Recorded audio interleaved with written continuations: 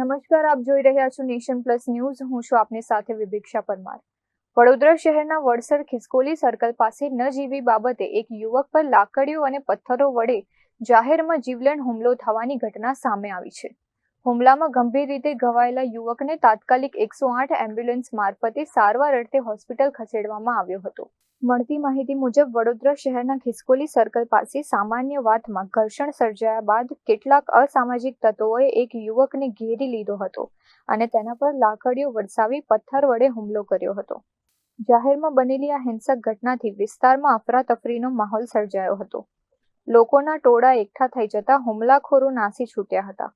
ઘટનાની જાણ થતાં જ 112 નંબરની પોલીસ ટીમ અને 108 એમ્બ્યુલન્સ સ્થળ પર દોડી આવી હતી. પોલીસે ઈજાગ્રસ્ત યુવકની પ્રાથમિક માહિતી મેળવી હોસ્પિટલ ખસેડ્યો હતો, જ્યાં તેમણે હુમલાખોરો દારૂના કાળા કારોબાર સાથે સંકળાયેલા હોવાના આક્ષેપ કર્યા છે. પોલીસે આ મામલે ગુનો નોંધી હુમલાખોરોને ઝડપી પાડવા ચક્રો ગતિમાન કર્યા છે. જીતેન્દ્રસિંહ રાજપૂત સાથે Chirag Patel, nation plus news, Vadodara.